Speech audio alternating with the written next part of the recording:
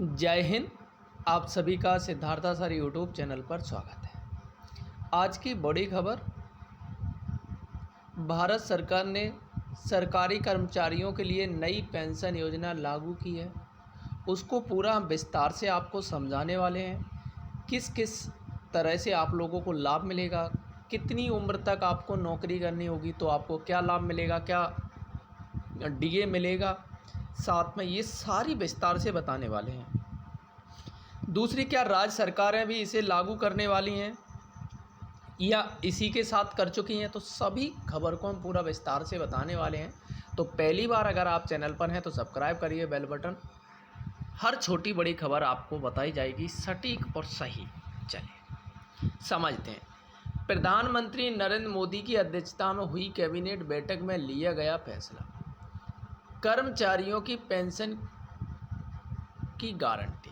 अब समझिए, जो अपन को मुख्य बिंदु जो समझना है, जो आपके लिए यहाँ कह रहे हैं कि यूपीएस का 23 लाख कर्मचारियों को लाभ इस तरह मिलेगा। तो देखो, पहला पॉइंट जो बहुत महत्वपूर्ण है, सुनिश्चित पेंशन 12 माह के औसत बेसिक वेतन का 50% मिलेगा। अब ये कौन सा 12 माह का है उसे समझिए।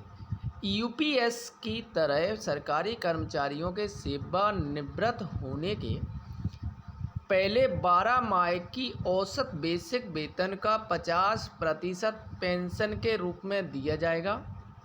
इसकी योग्यता के लिए कर्मचारी को कम से कम 25 साल नौकरी करनी अनिवार्य है।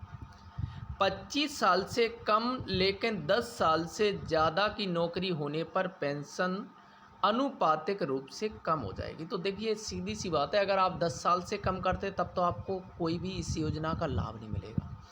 अगर 10 साल तक करते तब तक आपको मिलेगा, परंतु कुछ कम मिलेगा। आगे देखिए दूसरा पॉइंट, सुनिश्चित पारिवारिक पेंशन, मृत्यु पर पत्नी या पति को 60% का भुगतान। ये क्या है समझिए।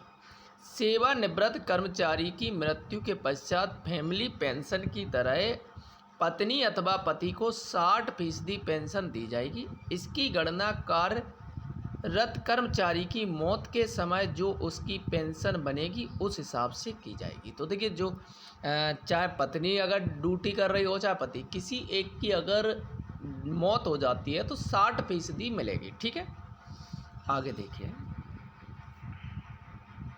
सुनिश्चित न्यूनतम पेंशन 10 वर्ष की नौकरी होने पर 10,000 प्रति माह। सरकार ने न्यूनतम पेंशन का भी प्रावधान किया है। 10 वर्ष की नौकरी होने पर केंद्रीय कर्मचारियों की नई पेंशन के तहत 10,000 रुपये प्रति माह पेंशन मिलेगी। सरकार डीए के बजाय डीआर देगी और उपभोक्ता मूल्य सूचकांक के आधार पर पेंशन का डीआर का मूल्यांकन किया जाएगा। तो देखिए, जो 60 वर्ष वाली है उसमें डीए भी साथ रहेगा, मैं आप लोगों को क्लियर कर दूं।